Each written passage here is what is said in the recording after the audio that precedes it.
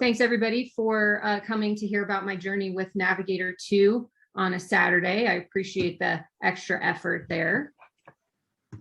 My name's Rona Kilmer, and I helped found a company called Reddiyo, and our main product was built, it's a mobile application that was built with Flutter.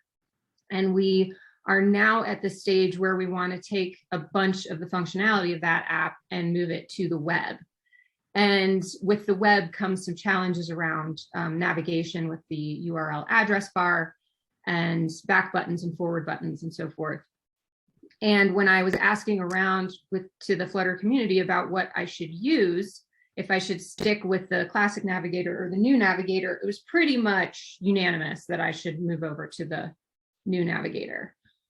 So this talk is about that journey.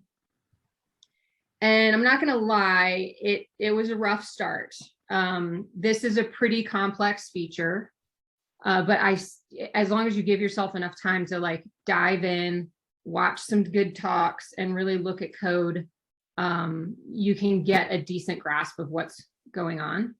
And so I'm going to touch on a few things today that I learned on my journey, and then I'm going to show you where I landed, where I feel really good about the structure of the navigation for my application. And you can do with that information what you want. So the agenda, we'll talk about why we need another Navigator. Briefly, we will touch on the new bits. Like I said, this is really complex and we don't have enough time to really dive into every single piece, but I think I'll give you enough information to feel comfortable looking at code and diving into some examples and playing with it yourself. I'll show you some demos that I put together, and then I'll leave you with some tools and resources that you can use as you decide, if you decide to jump into the Navigator 2 world.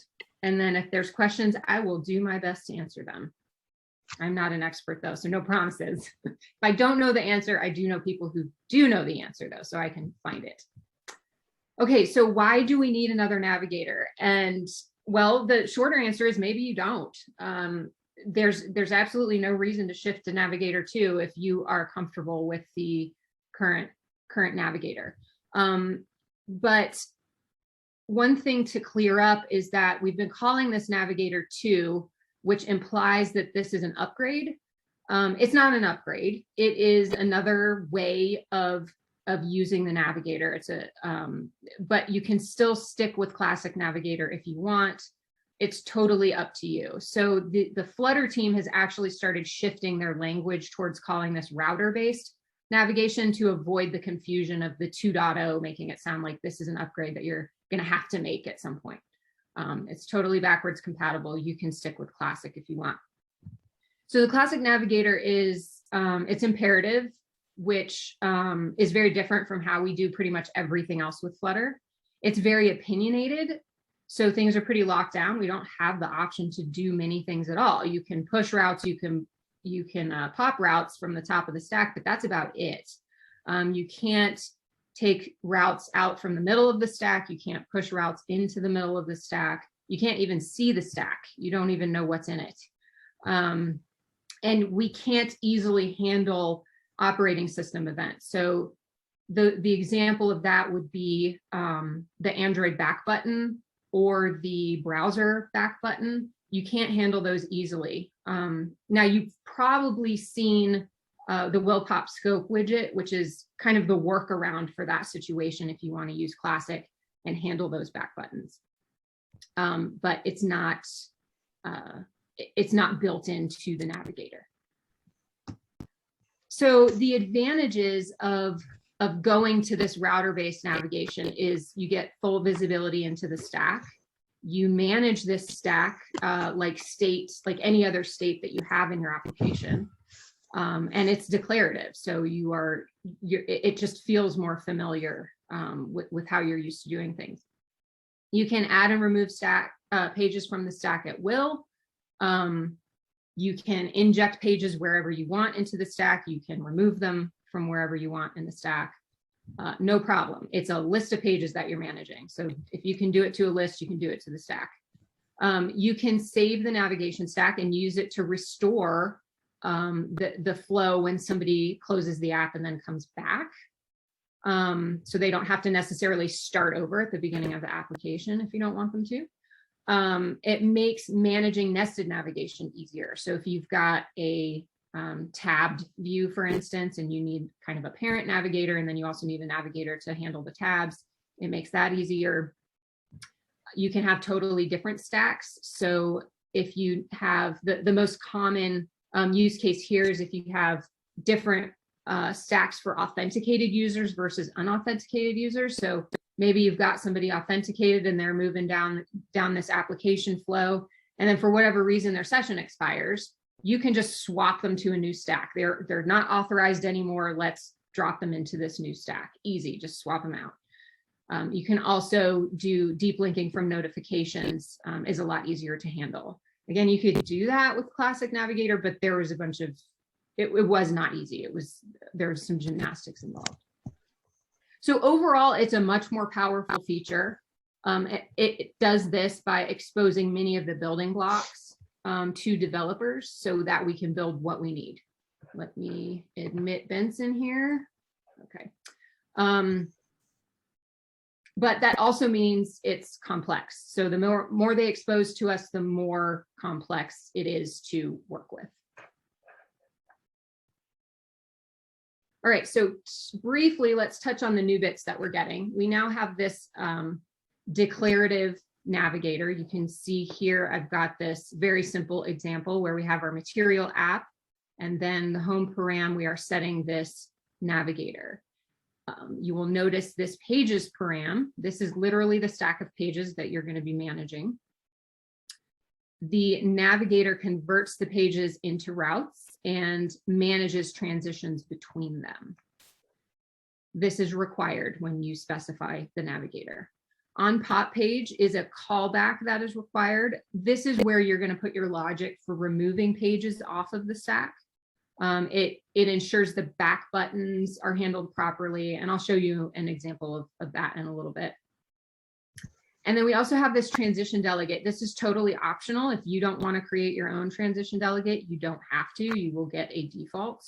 But this is basically used to determine whether an animation should occur when a stack change happens, and in which order. So you might want like the new route to appear below the old route, and then the old route leaves, or vice versa. So you can kind of take some control over how those transitions happen.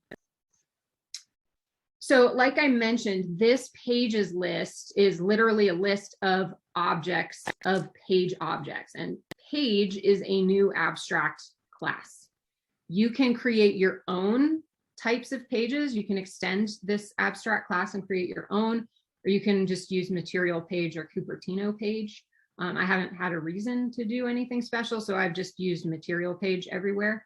You can mix and match in the list if you want. You don't have to commit. So you could have material page for your first page. And then can we mute somebody's? Yeah.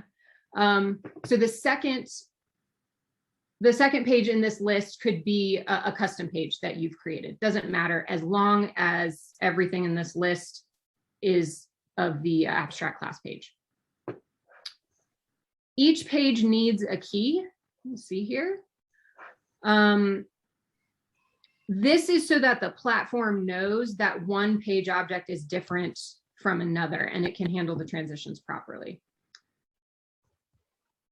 And then this is not shown here, but this is one key piece. When you start to make changes to your navigation stack and you're passing Navigator a list of pages, you cannot update the current list and send it that. You actually have to send a completely new list every time.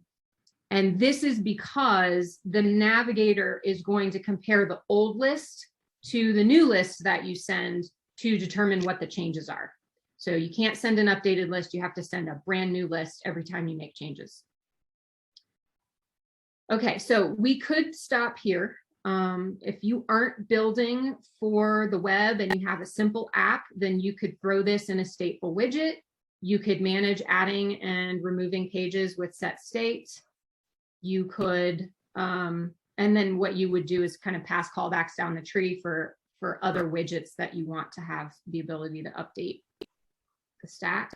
But that quickly becomes, it's not scalable. So what you're going to want to do, if you want any other functionality, is you're going to want to use the new router. And the new router it's a router widget that comes with the router delegate, a route information parser, a provider, and a back button dispatcher. And I'm going to show you how all of these work together in this chart. If you've read up any on the new router-based navigation, then you've probably seen this chart. Can you mute, please, whoever is not muted? Okay, so we've got this chart, which is a little mind-blowing. There's a lot going on, but this kind of shows how all of the communication happens. We'll touch on each one of these things briefly, and then we're going to look at code. So if we start on the left, we've got the operating system here, and the operating system is going to need to communicate to our application that something has happened. We've got an initial route, the app has been loaded, or the user has pushed a back button, or the user has entered a new URL in the address bar if you're on the web. So this is all communication that needs to make it back into our app. And the first thing that happens with a new route or a new intent is that route information is sent to this route information provider. This is an abstract class. Its only job is to take this route information and provide it to our parser. 99 times out of 100, you don't need to do anything with this. You can use the default. The route information parser does exactly what it says. It takes this route information and it parses it into a new data type that we get to define and sends it off to the router delegate. It also does the reverse. So not shown here in this chart, but if we need to tell the operating system that a route has changed so it can update and keep in sync with the, particularly with the web, the address bar, the URL might need to change, and the history in the browser needs to change.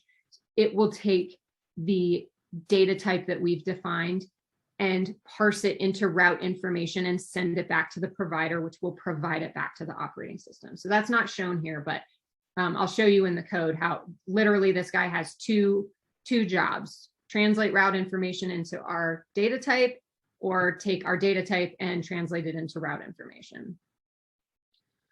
The delegate is kind of the main hub, is kind of how I feel about it. It builds the actual navigator based on the current config from the router, and it directs route configuration changes to the other bit. So it'll notify the app state that things need to change, and it will take requests from the app state that things need to change. The router configures the list of pages to be displayed by the navigator and manages the opening and closing of those pages.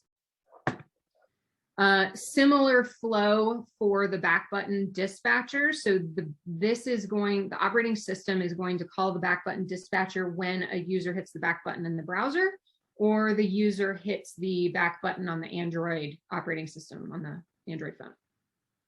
And basically all it's doing is saying, hey, delegate, work your magic, user wants to pop a route. And then it'll go through the whole flow of rebuilding the widget, rebuilding the navigator, taking the page off the stack. Okay, so none of this really made much sense to me until I started actually looking at code. So I want to show you all some examples. Most of the examples I found had the app state actually being managed inside the router delegate, but that is kind of the same situation I ran into with the very basic implementation of, okay, you can manage the app state in the router delegate, but then you're dealing with callbacks and set state, and it's not really the paradigm I'm used to of lifting state up and using the provider package to expose that to any consumer. And most of the examples I found were managing the app state, the state of the pages list specifically inside the router delegate. And I was a little bit frustrated by that. But I did find a great example by Dominic Ruskowski. His example actually used provider. So it pulled the app state out of the delegate and is providing it down. And I'm going to show you a modified version of that. Okay, here is this application, this demo application that I built. It's really pretty simple. And actually, let me go back to, okay, so here's my homepage. And I like looking at pretty pictures of lovely vacation destinations. So all of my demos have pictures of lovely vacation destinations in them. From here, we can go to Italy or we can go to Spain. This is just an image with a gesture detector wrapped around it. You tap on it and it goes to this page of Italy, where I just show a couple more pages of Italy. I have a link down here that says, nope, really, Spain is the best. I want to go to Spain. And now we can see Spain. We can hit the back button up here in the browser and you can see the URL is changing. We went back to Italy and I'm going back one more time to the home page. I can also just manually type in country Italy and it will take me to Italy. So this is the back and forth that you saw in the flow of when I'm making changes in the address bar. This is the platform telling the application something's changed. When I tap on a link, the application's telling the operating system, yo, you need to update the URL that the user took an action. Okay, so this is like pretty simple, right? We're talking about a landing page with 2 links on it. Let's show you some code.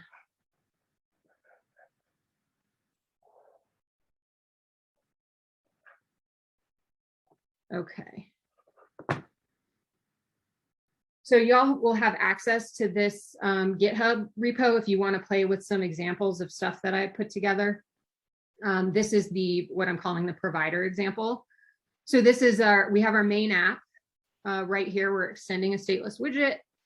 And to use the router, we are going to use the router constructor on the material app. And basically, this is going to require the 2 things I mentioned earlier, the router delegate and the route information parser.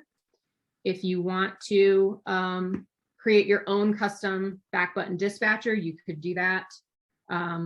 If you needed to for some reason provide your own route information provider, you could do that as well. But these are the only 2 that we have to provide. Here's where I am defining my custom delegate. So I named it demo app router delegate. I'm extending the router delegate. And I am going to be using, this is my user defined data type. This is what the parser is going to be parsing route information into this configuration, the demo app route config, and then vice versa. And this demo app route config is essentially, it's just a class that's describing the different kinds of pages, and it's specifically meant for determining what type of page are we looking at right now. We have a home page, we have the country page, so the Italy and the Spain pages are country pages, and then we have an unknown configuration. We don't know what kind of page it is. And then we just have some getters here to quickly determine, is this page a home page or is this page a country page? So that's the data type that we're using. You could make it as complicated as you want. I tried to keep it simple, but that's what is specified here. The router delegate extends change notifier or mixes in change notifier, as well as this pop navigator router delegate mix-in, which is a mouthful for sure. This is recommended if you're doing anything on the web because it manages it makes sure that the browser history is in sync and makes sure the back button works and everything. So state, like I mentioned, I wanted to pull it out of the router delegate. It is being managed now inside this route manager. This bit here where we're defining the add listener for the route manager is needed, again, to make sure that the listeners to the delegate are notified of a change so that the address bar and the back buttons and forward buttons work. So there's kind of a little bit of magic going on here. I don't entirely understand it, but without this, the browser will not update when a change is made. The browser URL bar and back buttons won't work. Okay, so now we have Route Manager, which is where we're going to be managing all the state. We are storing our Navigator key here. We have a getter for our list of pages. Remember how I said that every time you want to make a change to the list, you actually have to provide a brand new list? That's what's happening here. Our actual list is private. Our actual list is private, and through the getter, we are providing a brand new list, an unmodifiable list. I am starting the list with my home page, so I'm already just populating it with my first route here. And then we have to have this getter for the current route data. This is basically taking a URL, a URI, and determining which config which of these guys we're talking about here. Did pop is where we're handling the removal of pages. So here's my list, and I'm going to remove anywhere that has the settings name matches my page. And then I'm going to notify listeners. Set new route path is how we're going to be adding pages to our stack. And we basically are taking a configuration. This is what the, remember, this is what the parser is parsing for us from route information. If we don't know what the configuration is, configuration dot is unknown. Again, that's here. We just ran a check to see if it's unknown. We are going to provide, we're going to add this unknown not found page right here. If it's a country page, we're going to add a country page, country landing right here. If it's the home page, instead of adding a page, we're actually going to remove all the pages that are not the home page. We already know that the home page is in our stack because it's the very first one that we put there. So you can put all kinds of logic in here. This is just super simple. Let me add stuff to the stack. And then of course we have to notify listeners so that this new state is reflected in the router and the navigator. Okay, so this is where all of that state logic lives. We're going to go back to our delegate. So that's what we've defined here. Our route manager is our state. This is going to be provided down with our change notifier provider, our route manager here. We have our consumer here. And here, remember I said the delegate is what builds the navigator. We're returning our navigator. There are a couple of things that are required for the delegate. When you create a new delegate, you have to override some things. Obviously, you have to override the build method. You also have to override, a getter for the navigator key. You have to do the current configuration, and you have to set the new route path. So this, you'll see, these are all the things that I defined inside the route manager. So all I'm doing here is just saying, okay, when the navigator key getter is called, I want to go on over to route manager and grab it. When current configuration is called, I'm going to go over to route manager and grab it. When set new route path is called, I'm going to have the route manager handle it.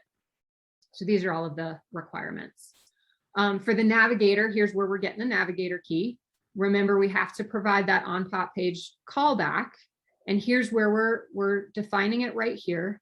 We are basically checking to make sure the pop is successful, and then we're going to go ahead and manage the state. We're going to update the state by sending this page off to the did pop method that I defined in my route manager. And then we're going to say all's good, and we're returning true. And then here is where we are using the getter that creates that unmodifiable list in route manager to, we're providing that to the navigator.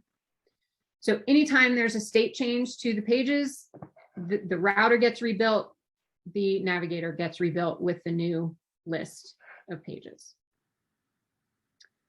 All right.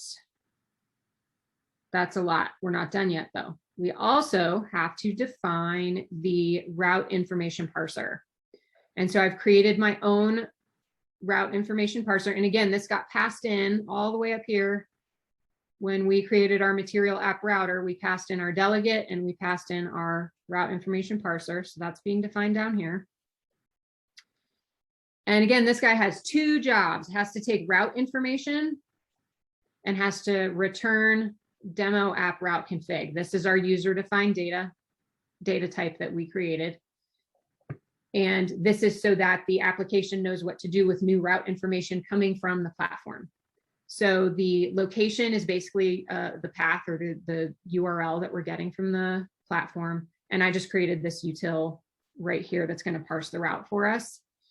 We're basically taking the URL and we are checking segments. You know, I'm handling just the // here. And we know if this is the case, we don't have any segments, path segments, it's empty. We're going to go ahead and say this is the configuration for the home page.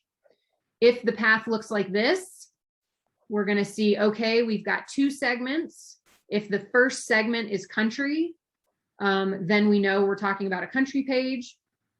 I'm going to do a quick check to make sure this is a valid country. These are the 4 countries that I apparently handle. And then if it's valid, I'm going to go ahead and return a country configuration here. And if we don't know, if none of these things apply, I'm going to return an unknown configuration.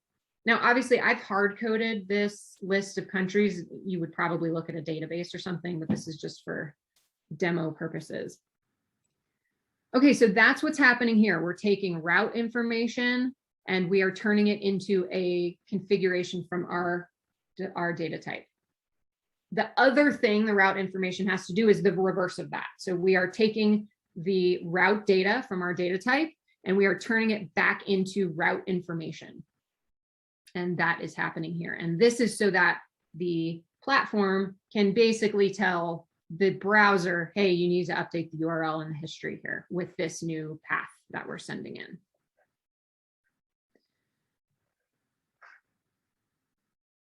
Okay, that is it. That was an awful lot of boilerplate for, where's my demo? For this, right? For a couple of clicks and some address bar updates. That's a ton of code. And it's kind of, it's head spinning to try to wrap around, to try to get your brain to wrap around how all of these things fit together. Let me get back to my slides here. The Flutter team is totally aware of this and how complex and overwhelming it is. And one of the things they're doing is performing this, they've got this big user research project that they're doing, usability research project that they're doing. And one of the things included in that is this comparative analysis of these packages that are getting built. And actually, I'll show you the actual page here. And they're looking at, so tons of people have already kind of jumped on this new router-based navigation system to create packages to make a bunch of this easier. And what the Flutter team is doing is they're analyzing all, not every package, but the packages that they deem worthy, I guess. They're looking at these features to see which of these features the packages support.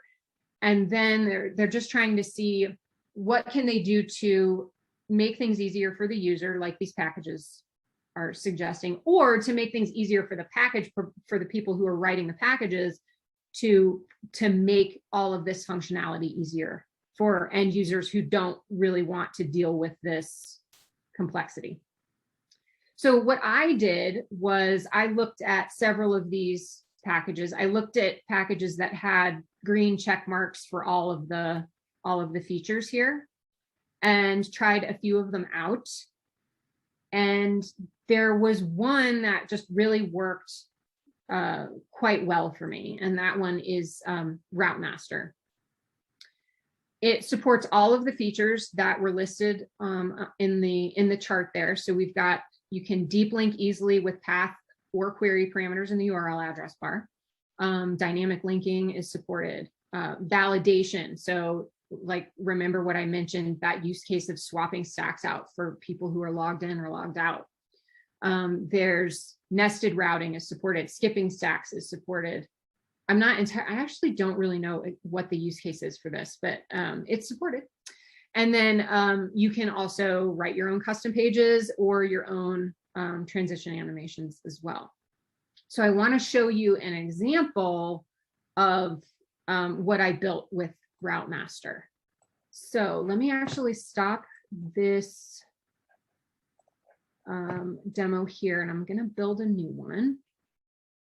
So this one's in the same repo. I just have a another main file here. Let's see how quickly I can get this to run. And while that's building, I will I'll walk you through the code. It's going to take a lot less time. So we have our main demo app here. I did have some app state I want to provide down because there's an example I want to show you of how easy it is to handle a user who's logged in and logged out. So I've got this super simple app state that I'm providing. It's literally doing nothing but saying that somebody's not authorized. And there's a setter. I'm not even using it yet if you want to change that. But for now, I just wanted something that the router could check to see if somebody's authorized. So I'm providing that app state down. I've got my material app router here. And then instead of building my own delegate, I do still need to provide a router delegate, but I'm going to use Routemaster's delegate here. And then the only thing, cool, this is building. I'll come back to that. The only thing that I need to worry about as far as Routemaster is providing this route map. It requires a route map. And the route map is basically you're providing an unknown route where you're saying what page has to be a page. Again, I'm using material page. What page am I going to show if I don't know the route?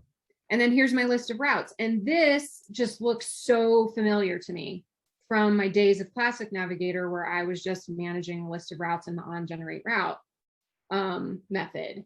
And this just felt so much more comfortable to me. All of the logic for what page to show can happen right here.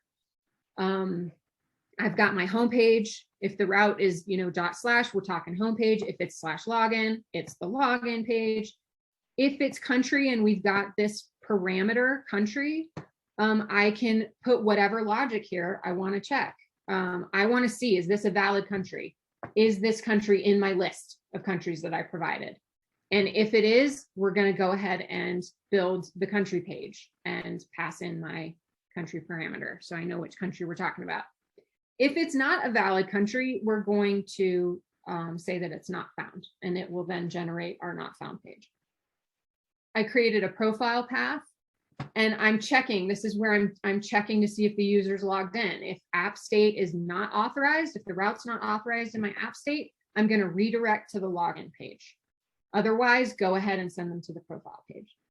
This is so much simpler to me. I don't know if it feels that way to you all, but all of that boilerplate, basically from the previous example, all that boilerplate just got simplified here. This is pretty much all I have to worry about. Routemaster's taking care of everything else.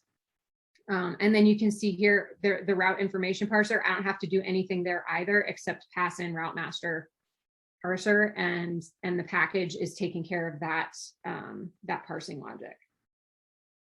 So now let me show you the differences here. So again, I've got my Italy page. I can go to Spain.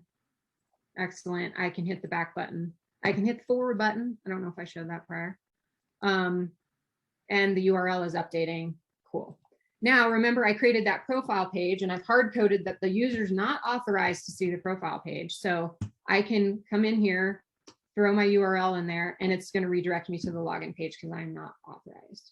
So I just feel like that logic was a lot simpler. So once I started implementing Routemaster, I just feel like I could breathe a little bit easier. And I haven't had to do anything super, super complicated, but Routemaster does have really good really good documentation. And it was written by Tom Gilder, I think is how you pronounce it. He's really active and looking for feedback and constantly improving. So I highly recommend it. But I also just totally recommend checking out any of these other packages and seeing if something feels better to you. I know vRouter is similar to how navigation is managed in Vue. So if you come from a Vue background, you might find that that's more helpful to you. For me, I played with Clever Router, I think is how they want you to say it, Routemaster and vRouter, and Routemaster just kind of worked the best for me. So I hope that was helpful. I do want to leave you with some of the resources that I found the most useful to me. There's the Medium article that came from the Flutter team here. And this is useful if you really like reading about how this stuff works. I need a little bit of everything. So I read this article a few times, played with the code. There's examples everywhere. Again, states managed directly in the router delegate. So I didn't feel like I could jump off into a more complex situation. And then I found Dominic Roskowski's Flutter Krakow presentation where he talks about all of this stuff in a little bit more depth. He had a little bit more time. And then also has his the provider example. And I think he's got a few others in there if I recall correctly. Simon Lightfoot, of course, did a talk, one of the first talks on it, on-air presentation. Here's a link to that. And then Chunheng Tai did a presentation for DevFest Saudi Arabia that I found really helpful. And all of these guys are touching on the same stuff. I just felt like hearing it a couple different ways from a couple different people was helpful for me. And then this is the link to the demo that I showed you with the different examples. There's also inside of that, there's a PDF of these slides if there's anything you want to refer to there. And I will drop all of this stuff in, I'll drop all of this stuff on Twitter if y'all will find that helpful. I can do that. And that is it.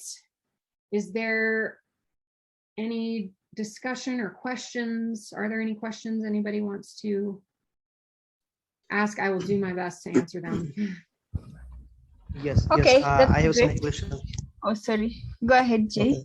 Okay. Okay. Thank you, Rona, for this beautiful demo. I just found your Routemaster very best. Even I tried something with Navigator 2.0 basic, your first demo, but somehow I couldn't get it out the proper things which I wanted. But your Routemaster demo was very easy for me to understand. But still, I will try your first demo. I have some questions. If I'm building my application for only Android and iOS part, what would you think that which Navigator is easy for implementation, Navigator 2.0 or Classic? Well, I would say it totally depends on, it depends less on if it's just Android and iOS and more on what features you want to be able to use for managing your Navigator. I think I don't really see a reason to, especially with packages like Routemaster, I don't really see a reason to stick with Classic Navigator because it's just kind of preventing you from doing things like, well, even with Android, it makes it more difficult to handle the Android back button. You have to use that will pop scope if you don't want the user to actually end up exiting the application when they hit the back button. You'll have to do things like that. And I think these packages will help with that. And then they'll just give you more flexibility down the road if you decide, oh, I actually am going to need to nest some routers here because I've got tabs now. It'll just set you up so that those sorts of expansions are easier. Okay. One more question. I have tried the first demo many times, but every time I'm ending like hashtag. For example, URL becomes like localhost 3000, and it is slash and then homepage. So how can we remove the hashtag if possible? Oh, yes, it's totally possible. And I think right here, set URL strategy to path URL strategy. And I believe this comes in, and actually I should check this. I think Routemaster actually includes an option for this as well. But I just had this working separately from Routemaster, so I left it in. This comes in with the Flutter web plugins package here. But I'm pretty sure, and let me just look at it really quickly. I think, let me do. Oh yeah, I don't see it on it. I saw it somewhere in one of his demos. I don't think it's called out here. Oh, by the way, one of the things I didn't mention is when you're actually ready, like when you've got buttons and you want to push a route, this is how you access the Routemaster to do that. It's just very similar to if you've used Provider, how you grab it. Okay, yeah, I'm pretty sure that Routemaster has its own way of handling this, and it's just as simple, but it's super simple to just make sure you have Flutter web plugins added, and then set your URL strategy to the path URL strategy, and that will get rid of the hash. Okay. One more thing. There is okay. Like in classic Navigator, we had named parameters. So do we have named parameters in this 2.0? Sure. So the way it's handled here in Routemaster, so this would be these would be your named routes essentially. Yes. And then what's easier is that you can now actually pass in URL parameters and query parameters here. Mm-hmm. And before you had to like do some gymnastics to figure out like, okay, I've got a route coming in and does it have an ID? What do I do with it? And it was the way that I ended up doing that was with classic Navigator was just it was a headache. But here, these are your named routes essentially. And then the colon is just denoting that, hey, this is a parameter. And then there's some logic that I want to do around that, right? Like we're referencing it. We're sending it in and checking to see. We're taking your basically path parameters. I'm sending in the path parameter country, and that knows to send in whatever's living here in this parameter. Send that to your is valid country check. Mm-hmm. And here's where it's coming in, and I'm checking it. So it just makes it's very similar. Like that's one of the things I liked about the named parameters, the named routes, is that this with Routemaster felt very similar to the classic Navigator and how you set it up with your route map. Does that help? Does that answer your question? Yes. Some more questions. You told you have a product. So is it in Flutter web? Is it what? Sorry. The out of this session question, I want to ask you that for Flutter web, you told that you have a product, and I just want to ask you what kind of state management architecture you are using in Flutter web. For Flutter web, I'm using change notifier and provider. Okay, thank you. Yeah, and that was why I was kind of frustrated with all the examples of the the router setup with the delegate managing all of the state, because I'm so used to lifting state up and having access to it, kind of wherever I need it, and that was making it tough. So that provider example here shows you how to do that with Route Manager. But again, like, I mean, how many lines of code was this example compared to Routemaster? So yeah. Yes. So I'm still with Routemaster, you're still able to use provider here. So I'm doing the same thing in my application for the web, my actual production app. So you could use anything though. You could use block if you wanted to. I'm mostly using a blog. I'm not so much familiar with the provider, but I'm planning to move to provider, maybe GetX. But one more thing, for responsiveness in your Flutter web production app, what are you using? Anything specific, or maybe media query? What? Responsiveness, like making sure that it works. I am using the media query mostly, and I didn't do much here. It kind of worked out of the box. I mean, this is a super simple application, but obviously, like, I didn't make it work terribly well on smaller screens. Oh, and see, my list view isn't, oh, this isn't a list view, but see, this will keep, sorry, this will keep working at smaller screens. But yeah, so this demo isn't really taking responsiveness into account, but my web application, I'm trying to build it. I came from a web development background, so I actually started a long time ago with, HTML, JavaScript, CSS. That was my background, and we always did the mobile first approach. So I tried to build with widgets that'll work for mobile. And then as the screen gets larger, I might use the media query to swap out a widget or something, change out text size, something like that. I'm not too far along yet, so I don't feel like I have a really good technique yet on like the best way to manage that. I'm still kind of figuring that out for Flutter.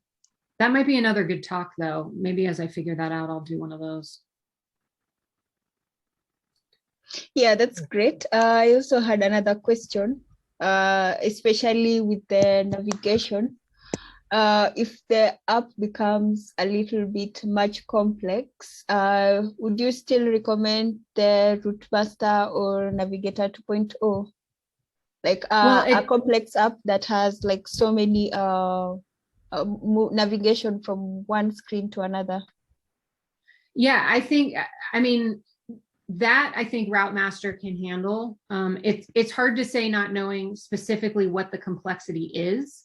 But if you find that you need to do something fancy with the provider, for instance, I don't think Routemaster exposes that to you. So you might need to go back to the, to use the actual APIs.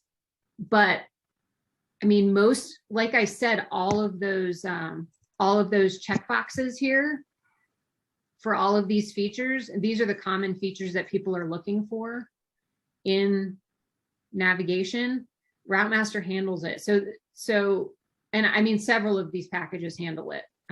I'm preaching Routemaster because that's what worked for me, but there are other packages that might work better for you all. I recommend digging into them. But so I would say, and if you come up with a scenario that isn't one of these features, then you might not want to use a package. I haven't run into anything that made me, I can't think of the scenario, at least, where you would need to, unless you're building your own package. If you're building your own package, then you would obviously need to use the underlying APIs. But so far, every Navigator situation that I can think of needing, there are packages that handle it. But also sometimes people just want to have the most flexibility and know that they can do anything they want in the future without any dependencies on anything. And if that's the case, then I suggest absolutely use the APIs, the new APIs, and build your own system. I just think for 9 out of 10 projects, people are going to be really happy with the package options and reducing the complexity and the amount of brain power they have to put into figuring this stuff out.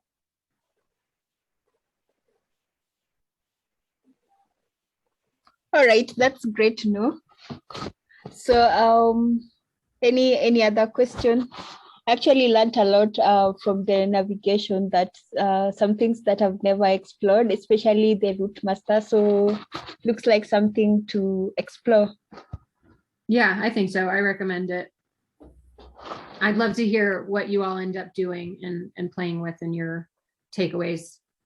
Yeah, it would also be nice if you share the resources so that we can share with others who are not able to join, and also us to check them out. Do you want me to send that to you so you can put it in the event, or do you want me to I can just put a link in the comments on the event or something like that? I'll also tweet it out, but not everybody's following me, so. Yeah, you can share it with me, and also you can tweet it. Either Okay. can work. Yeah. All right, I'll do both. Okay. All right. Cool. Any other questions? No. Yeah, Rona, I have one question. Sure. So in production app, you are using the Routemaster package, right? The application is not in production yet, but it will be in production. I have a deadline of I've got another 60 days, and this sucker's got to go out, and I'm using Routemaster. Yes. Okay. Aren't you worried you are using a package, we don't have any control on it, and these days I'm seeing most of the packages they are going for an upgrade and updates. So if we go for a production and we are using a package, there is some change and we have to refactor the code immediately, means aren't you worried about that? Yeah, so I mean, that's a challenge with any package that we use for anything. But what's great about open source is that we can lock down a version. If you're worried about it, lock down a version. I think in this case, there's going to be a lot of communication about breaking changes. But I will absolutely lock the version down so it doesn't upgrade on me without me knowing it. And if a problem comes up, then I can fix it myself. If it doesn't get resolved quickly, it's open source. I can branch it. I can or fork it and fix it myself and use point to that fix if I need to. But yeah, that's a challenge using any package, is keeping up with updates and hoping they don't make breaking changes or that they communicate them. Yes. But I think the underlying API is really solid, and the Flutter team pushed it to stable. It is ready, and then so they're not going to be making any breaking changes on purpose anyway, especially not without communicating it. And then the package developers, like I said, one of the things about Routemaster that I really liked is that Tom is really engaged and active and trying to help people use the package and is really interested in feedback and stuff like that. So I don't get the sense that there's going to be some big problem and he's just going to drop it on the floor and walk away. So yeah, I would suggest finding a package that works for you, lock down the version, and then not worry too much about it. Okay, thank you, Rona. That was a nice presentation. Thanks, you're welcome. Yeah, can you share your Twitter handle? Oh, sure. It is at RKUnboxed. Sure, thank you. I mostly tweet about Flutter things. Yeah, I will All check right. it. Thank you. That was a nice one. So I'll hand it over to Okot, maybe to say something. Yeah, thank you very much, Rona. You're welcome. It was a great talk. I believe some people, I just realized that most people are RSVP'd late, so I believe they didn't get an email to join, but we'll try to communicate with them. So just like you said, Maureen, you'll share with Maureen the resources, and then we'll try sharing for everybody who RSVP, whether they were here or not, so so that they get this information, maybe. Yeah, so once again, we thank you. We hope you get a chance next time to go, maybe to come share with us the knowledge you have, and we also appreciate you very much. Right now it's in the evening at my time. I don't know what time is it on your end. So the Saturday is getting, we are finishing Saturday today. I mean, not today, but around right now. So it's around, let me check the time. It's around 17 hours. So that's around 5 p.m. that is, yeah. I'm about to go eat breakfast. So y'all are way ahead. So it's early in the morning on your end. So yeah, thank you for taking your time and waking up maybe early to come to us and share with us the knowledge you have. Sure, Yes, happy to do it. Yeah, thank you very much. And thank you, Jay and Patel, for joining. I mean, Emma and Jay, that is, sorry, for joining us. Yep, thanks for the good questions from both of you. Yeah, thank you. Yeah. Yes, thank you.